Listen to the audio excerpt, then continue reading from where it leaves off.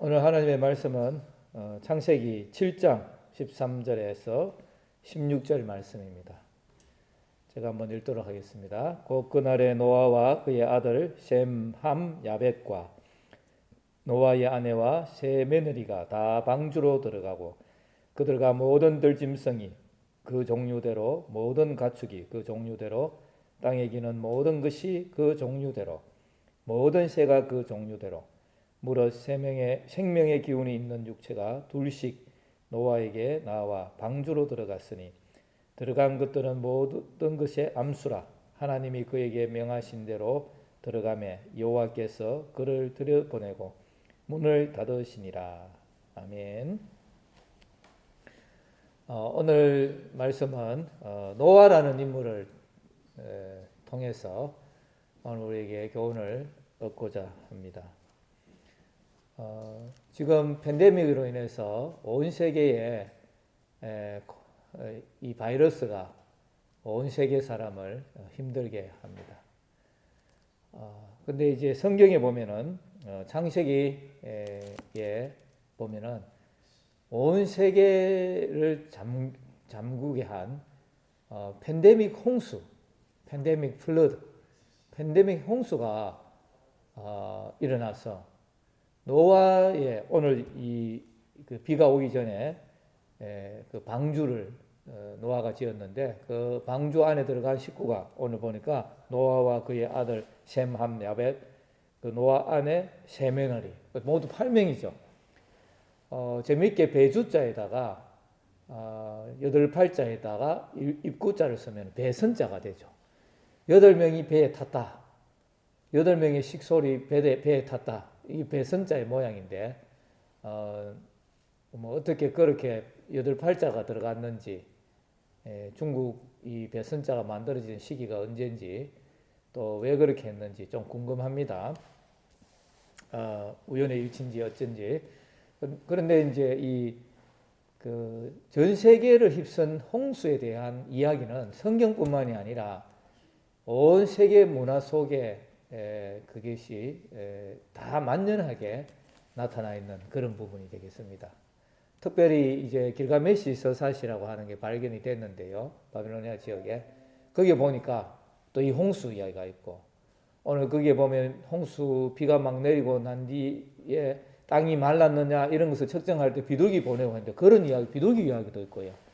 근데 주인공의 이름은 노아가 아니고 누라고 이렇게 표현이 되어 있습니다. 아마 홍수 사건이 일어났고 거기에 대한 이제 이야기들이 나중에 이제 남은 그 이 노아의 가족의 3명의 후손을 통해서 온 세계에 또 인구가 늘어나게 됐는데 거기에 이제 이야기들이 이제 전승되어 내려오면서 조금씩 어떤 것들이 이제 약간 다르게 이렇게 표현이 되는 뭐 그런 것을 통해서 다양한 그러나 일치되는 것은 온 세계에 큰 홍수가 있었다는 것. 그리고 노아라고 하는 사람이 그 어떤 한 사람이 기지를 발견해서 비 오기 전에 방주를 준비했고 그 방주에 소수의 사람이 타서 구원을 받았다는 그런 이야기들이 있는 것입니다. 오늘 성경의 이 기록은 하나님의 말씀으로서 그때 그 시절에 그때 그 상황에 그 시대의 홍수 상황에 그 모든 것들을 전후좌우해서 정확히 전달이 될 수 있도록 하나님께서 정확하게 기록하게 하셨다, 인도하셨다. 우리는 그렇게 믿고 있습니다. 노아의 시대, 노아가 이제를 생각하면 왜 이 세계가 이 홍수가 하나님께로부터 왔다고 되어 있거든요.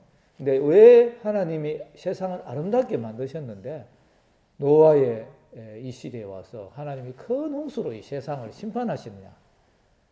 이것이 우리의 궁금증이 될 수가 있겠습니다. 근데 지난번에 제가 할 때 셋에 가인이 있었고 가인의 동생 아벨이 죽고 아벨 대신에 그 셋이라는 아들을 하나님께서 더해 주셨는데 그 셋이라는 그 아들이 또 에노스예요. 그래서 또 그때의 여호와 이름을 불렀더라. 근데 이제 반면에 또 가인의 그 후예들은 보면은 문명은 많이 발전을 시키는데 거기에 폭력적인 문화, 선정적인 이런 것들이 거기에 나타나기 시작하고, 그러니까 하나는 신본주의의 문화, 또 한쪽은 인간 중심의 인본주의의 문화, 이런 것들이 이제 있었는데, 나중에 이 결혼을 통해가 연혼을 하면서 다 이제 인본주의로 다가버린, 하나님이 없어도 우리는 잘 살 수 있다. 그러면서 인간이 하나님의 그 뜻에 합당하지 않는 잘못을 저질러도 뭐 상관없다는 식의 그 폭력 문화들, 또 성적으로 굉장히 타락하는 그런 문명으로 이 전락해 버리는, 이제 그렇게 해서 하나님께서 세상 지으심을 한탄하시고 내가 이 홍수로 멸하겠다는 그 심판의 그 날을 정하시고, 노아에게는 하나님께서 그 날을 알리시며 또 일단은 배를 준비하라고 그렇게 하셔요. 아마 한 20년 정도 지었는 것 같습니다. 예, 엄청난 큰 배를 지었고요. 그 성경에서 이야기하는 사이즈가 있어요. 그 배 사이즈가. 그래서 미국에서 항공모함을 한 개를 그 사이즈에 딱 맞게끔 지었는데 굉장히 강력한, 예, 어떤 파도에도 흔들리지 않는 그런 아이디어를. 노아가 무슨 조선술 기술이 있는 것도 아니고 무슨 어떤 그 공학 박사도 아니고요. 하나님께서 지으라고 명하신 그 사이즈대로 지었는데, 이 홍수가 노아의 홍수가 40주 40야의 비가 쏟아지면서 온 세계를 뒤덮고 나는데 물이 다 빠지고 정리되는데 그 1년이 약간 며칠 걸리는 시간이거든요. 그렇게 배가 그 표류를 하면서 떠다니고 했는데 그 침몰되지 아니하고, 예, 그래도 참 놀라운 일이 되겠죠. 예, 그런 일들이 전 세계를 만연한 홍수의 이야기가 성경에 기록이 되어져 있습니다.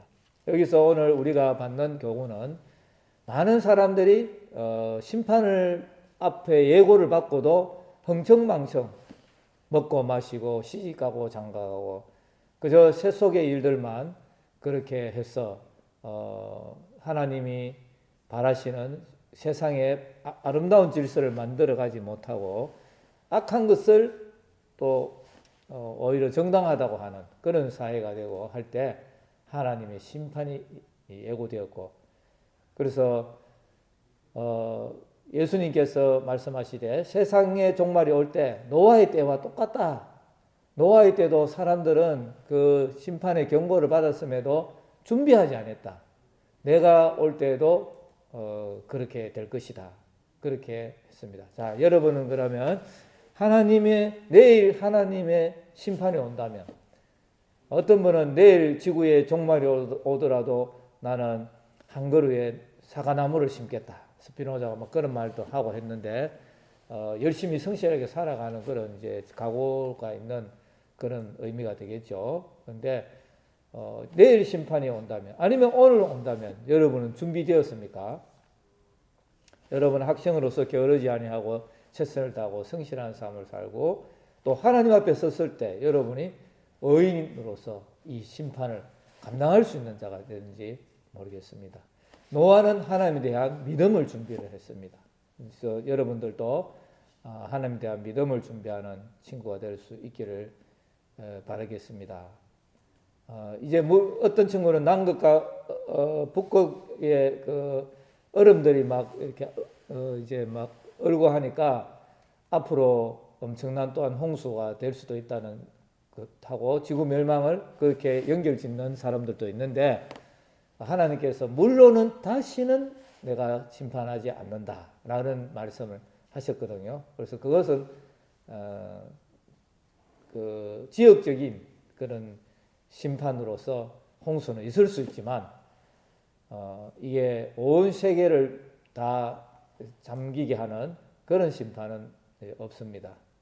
그러나 우리가 생각할 수 없는 것들 있잖아요. 이번에 코로나19와 같이 이런 것이 온 세계를 흔드는 이런 것들이 전혀 우리가 생각을 못했는데 이렇게 과학이 많이 발달되고 해도 우리가 속수무책으로 이렇게 힘들게 쓰러지는 그런 우리의 연약한 모습을 보게 됩니다. 어느 방향으로 뭐 재난을 통해서 자연재해를 통해서나 또 아니면 뭐 여러 가지 우리가 생각하지 못한 것들로 하나님은 심판하실 수 있는 그런 권능의 하나님이 되십니다. 그런 가운데 여러분들이 이 세상 삶을 살면서 믿음을 잘 준비하는 우리 학생들이 되기를 바라겠습니다. 망쳐버린 이 세상을 하나님은 일하고 계시는 노아의 사건을 통해서 여러분의 삶을 얼마나 아름답게 잘 하고 있습니까? 혹시 망쳐버린 건 없습니까? 그러나 하나님께서는 복구해 주시고 그것을 고쳐주시고 회복시키실 수가 있습니다. 그런 하나님에 대한 믿음을 키워나가는 여러분 되시기를 바랍니다.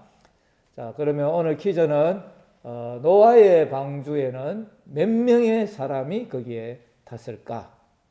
그것을 여러분 퀴즈니까 맞추시고 여러분들이 또 선생님들에게 알려서 나중에 또 상도 많이 받을 수 있는 여러분 되기를 바랍니다. 수고하셨습니다.